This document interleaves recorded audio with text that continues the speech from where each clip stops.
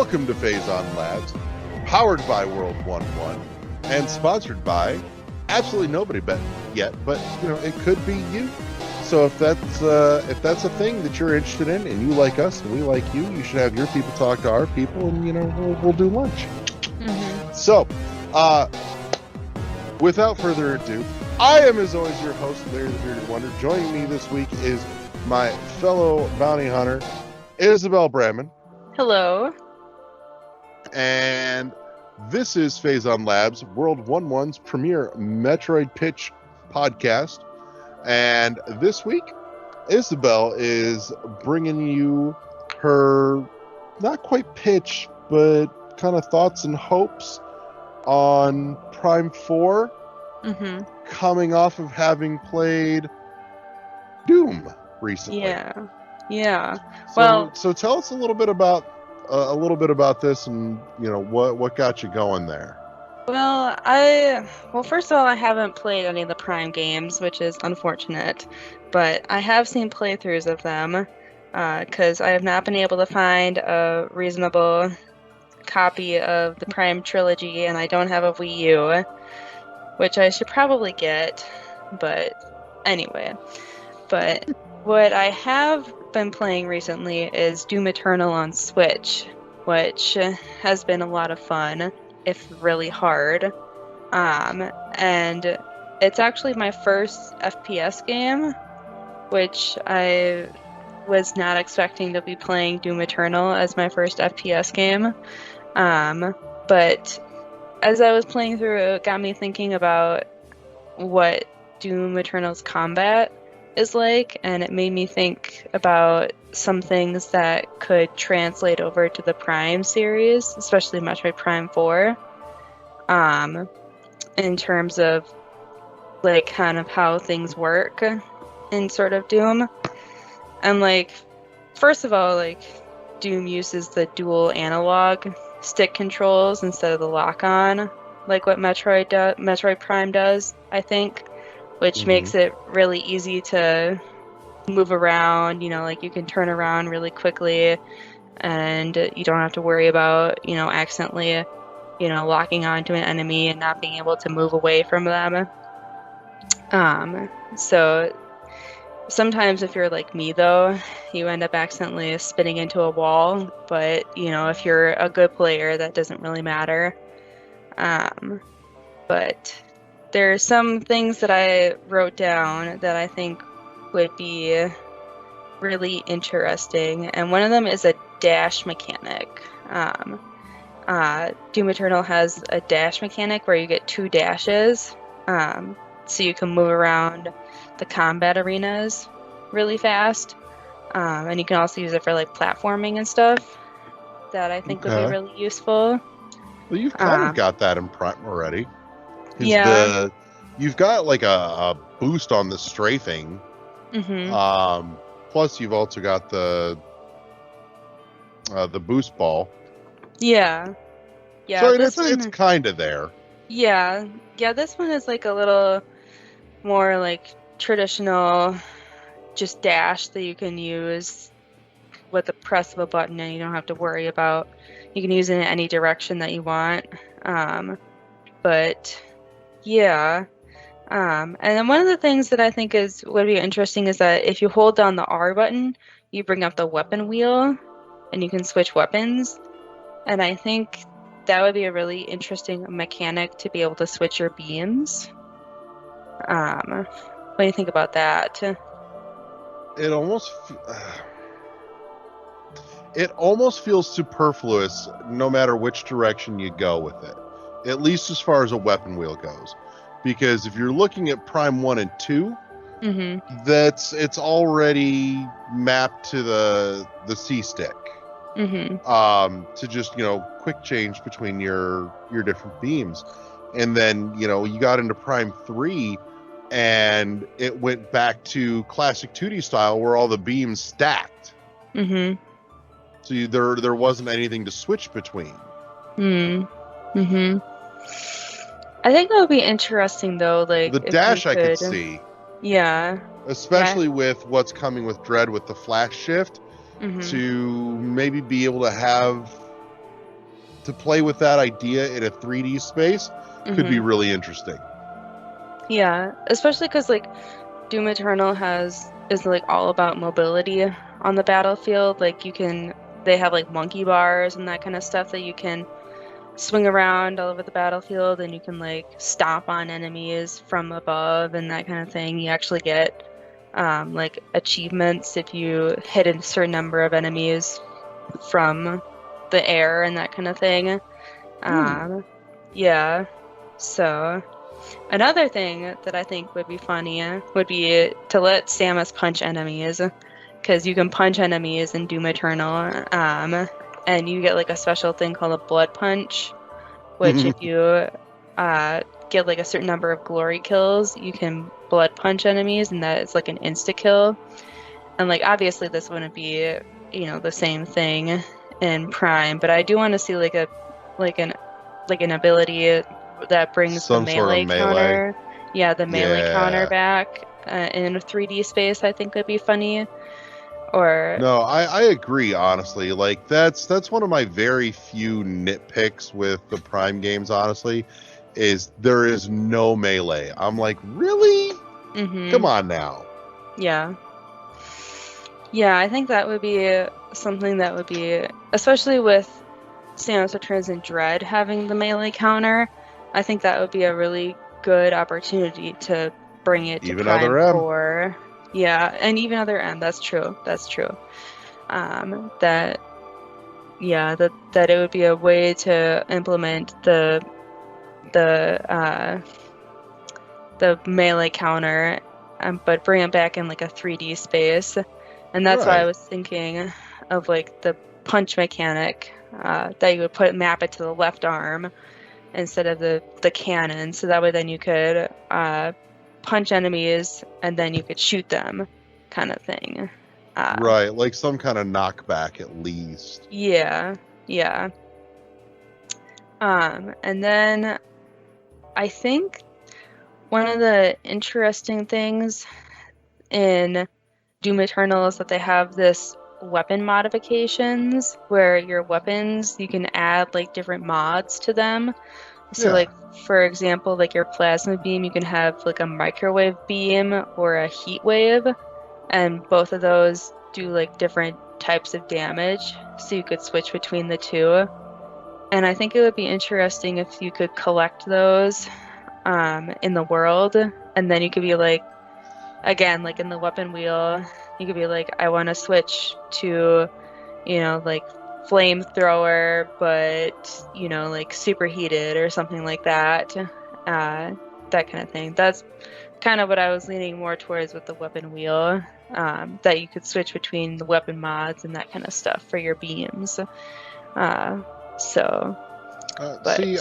I'm not disagreeing with you here. I do think though, instead of like the weapon wheel, you go maybe more this almost sounds more the BioShock route to me, where it's, you know, you've got your different weapons, but then there's different ammo for those weapons, where you know, like each one has the stock ammo and then two variants depending on the weapon, be it, you know, explosive, incendiary, an electric charge.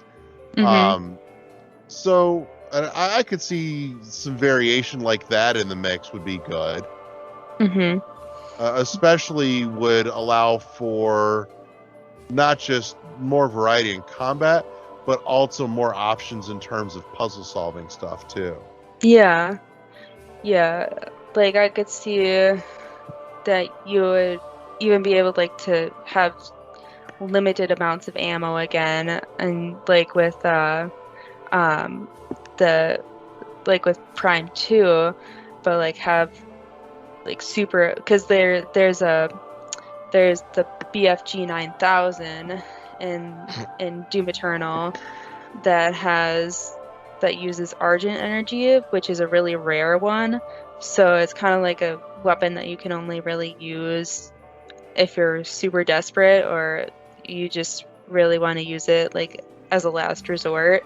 So it'd be interesting if they went that kind of route, where they had like a super powered, kind of like the Omega Cannon in Dread, where you have like a super powerful weapon, but you can only use like a very limited amount of ammo for it. And yeah, that That, would or be let me pitch you an alternative idea on that. okay. What if there were some environmental factors in play where in certain environments or areas there's something going on that would either modify, enhance, or maybe warp, or even like nerf different beams depending on the the environmental factors around. Mm-hmm. Like if you were in a super cold area, your flame would become even more powerful. Your flamethrower would become even more powerful, maybe. That, or potentially even less potent, just because it's being nerfed by the freezing cold around it in the environment. Mm-hmm. But the ice beam, on the other hand, could be hella powerful there. Mm-hmm. Because at that point you're essentially doubling down on an environmental hazard in a concentrated weaponized form. Mm-hmm. It almost makes me think of like Breath of the Wild, like how like if you use like a fire weapon in a cold area, it's more effective, and like Mm-hmm. an ice weapon in the desert, it's more effective, that Right. kind of thing. So, yeah. Or imagine in a superheated area, your Mm-hmm. ice beam could say be unable to actually freeze anybody because it's already hot as shit, and said ice will just melt. Mm-hmm. Or if it's insanely superheated enough that the moment that ice beam shot is off, that ice is already melting into water, and it's just become useless and nerfed Mm-hmm. until you get out of that area. And so you've got to find a different way to solve your problem. Mm. Yeah, I do like that idea of the kind of the puzzle element. Um, yeah, because there are definitely like ways that you could play around with weapons having like certain weaknesses as well. Yeah. That could play to more like almost like type advantages in combat as well. Yeah, I like that idea.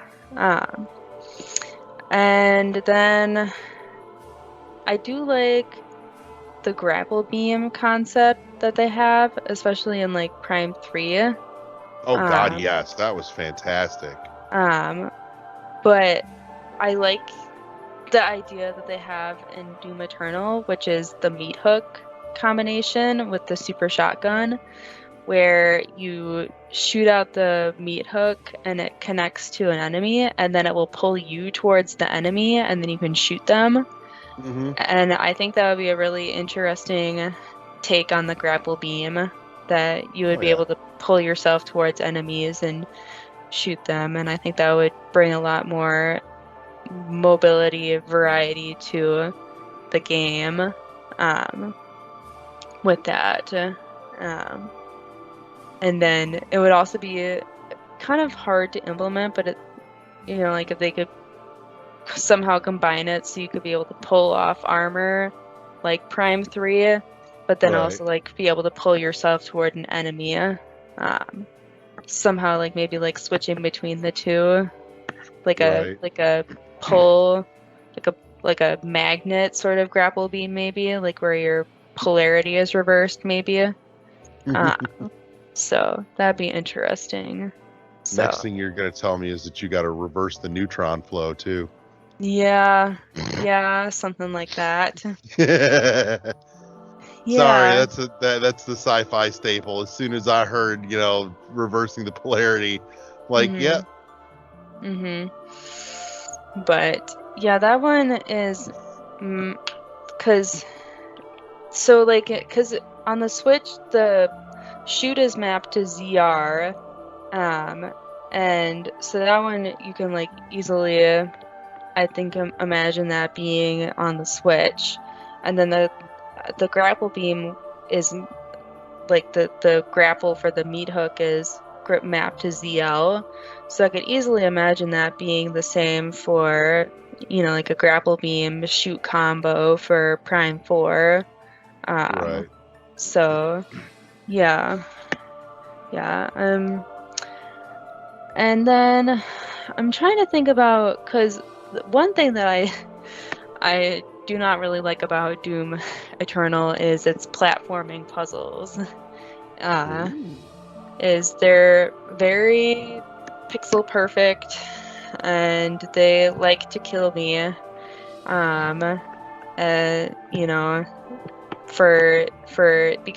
Because they're in first person and because there's the dual analog stick, is that if you jump and then accidentally nudge the right analog stick as you're moving, your whole like momentum gets disrupted. So I end up getting like not able to hit the ledge and climb up on it sometimes, and that's frustrating. So I hope that they're a little more generous with platforming in Prime. They always have been. Yeah, that's good. Like, I've never had an issue with the platforming in Prime. But yeah, that's always been exceptionally competent. Yeah, that's kind of my main complaint with Doom Eternal, is just the platforming is good. It's just because it's in first person, my brain struggles with it. So, Well, and some games figure out how to get around that a little better than others. Yeah. And it seems like as though it's kind of been the platforming in Doom Eternal has been a holdover from Doom 2016, and there were some complaints about that as well. So, it's just they seem to have refined it, but it's still kind of like first person. Not quite perfect. It's just better. Yeah, it's just first person platforming is difficult to make, I think, perfect. Oh, it's agreed. Hard. So, because of that first person perspective. So, but yeah, I'm trying to think of like a game that did first person platforming well, and the only one that I can really think of was the Dishonored series. But yeah, that was kind of a more forgiving first person platforming. So, but yeah. I would say Mirror's Edge and Ghost Runner as well. Yeah, Mirror's Edge. Well. Yeah, Mirror's Edge too. That was also, yeah. But yeah, those. So it is possible to make good first-person platforming. I just think that was lower on the priority list than making the combat good. Right. Which is understandable considering. Yeah. So yeah. And then when it comes to like enemies, they have like certain classes. They have like smaller enemies that you can kind of farm for like weapons, or not weapons, or ammo and like health. And then they have like bigger enemies, like the heavies, that you can that are generally tougher to fight, but they all each have their own kind of unique capabilities. Right. So I think that having that kind of would be interesting, is that as you're running around this arena, fighting like Chozo ghosts or whatever, there would be like smaller enemies that you would be able to hit and get some ammo, but they're also trying to attack you and that kind of thing. So it just adds to the general chaos of the battlefield. So, but because one thing that Doom Eternal does is it just does chaos really well. So, but, yeah. I don't know. My gut says though that Prime 4 is just not going to go that direction. It feels very outside of the series motif, if you will. Yeah. Yeah, no, I definitely think that they won't go quite this route. I just think like if they even just implement like a dash mechanic and like upgrade the grapple beam to make it a little more, like interesting, I guess, the how it works in like Doom Eternal. I think that would be really cool. Granted, I liked what they did with the grapple beam and corruption, though, because they did several things with it, and all of them were very enjoyable to me. Yeah. Yeah, like you could use it for puzzles. And then the one thing that I can remember is you could rip off like their shields of the pirates and that kind of stuff.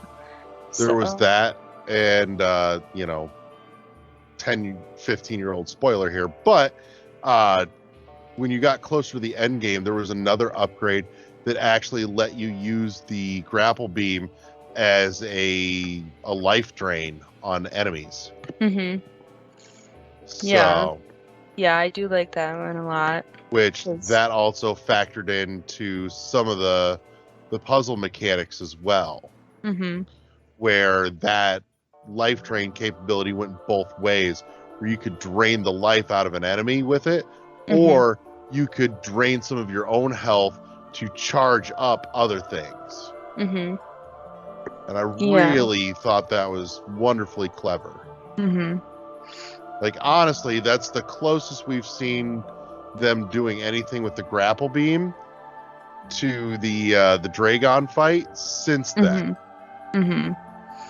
Yeah. Especially considering, too, the grapple beam wasn't in Fusion. No, it wasn't. Or Zero Mission. Nope.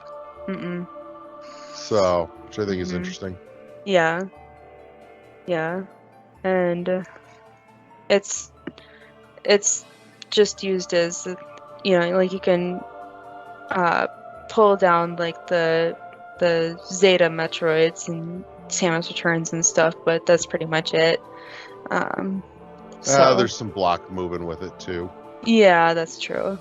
But yeah, I think that they could go do more with it even. So agreed. So yeah, I'd like to see them do more with it. Honestly, I would really like it if Prime 4 went the Twilight Princess route, and I got to play with a dual grapple beam. Oh yeah, that'd be cool. Because the double hook shot in Twilight Princess was awesome. Yeah, because you can attach it to the arm cannon as well. Yeah. Yeah. Yeah, so, no. Well, and that's another thing too, is that kind of depended on which game you were playing as to whether or not it was a periphery of the arm cannon or it was a separate attachment on her left arm. Yeah. I think I kind of want it in the Prime games. I think I kind of want it to be on a left arm. I do too, and I like one that it leaves her weapon arm open for being able to do essentially mid-air combat, and two, I really like the design of like the grapple beam generator on her left arm. It always just looked really slick to me. Yeah. So. Yeah, I think that would be good. And then I think one thing that I would like to see come back that was used in Prime 3 was you could put stickers on Samus's ship. And it ties into Doom Eternal. You can find toys around the world. So I would like to be able to find secrets in Prime 4 and bedeck Samus's ship with stickers and toys, and like in Mario Odyssey where you can like decorate all sorts of stuff in the ship and that kind of thing. So I would like that. So there was technically one toy that you could get and stick on Samus's dashboard in her gunship in Prime 3. There was a bobblehead. Was it a Mario one? No, it was actually I believe you could get a bobblehead of one of your Miis. Oh, that's funny. I like that. It was kind of hilarious. I do like that. That's very like it seems kind of out of character that it would be bedecked, having a ship of a bounty hunter bedecked with stickers and stuff, but you know, then again, like, Doom is about a space marine that hunts down demons, and he has a pet rabbit, so anything can happen. So I think that I would like to see the stickers and collectibles come back. So yeah, I would say I always thought it was cool too, the way they did the stickers in Prime 3 was that it was reading off of your system memory, and you would get stickers for essentially like all the assorted first party Nintendo games that you had save files for on your Wii. So yeah, that always made me chuckle. I thought that was clever as shit. Yeah, right. I think that would be really fun to bring that back for Prime 4, that it would read all your saves again, and then you bedeck my ship with Xenoblade and WarioWare or whatever, that kind of thing. So and it was totally optional too. So for that first run through, you turn that off because you don't want to break the immersion. Yeah, exactly. But then after that, then it's go crazy. Oh, absolutely. Yeah. Abso-fraggin-lutely. So I do want that to come back, definitely. So I do too. And then I think that's pretty much kind of my thoughts on if they decided to implement more stuff from the only other first person shooter that I've played into Metroid Prime 4. So yeah, there we go. No, I think there's some solid thoughts in there, definitely. I will say, you and I clearly disagree on a few things, but I think the fundamentals are there, and some of it's honestly just a matter of taste as well, which is not, inherently a bad thing. So, but I think that means we've hit a good place to wrap this up for the week. So, without further ado, then, I want to say thank you to everybody that came and hung out with us this week. Thank you to my partner in crime, Isabel Bramman. And that should about wrap it up, and we'll see you back here next week. So say goodnight, everybody. Good night. Peace.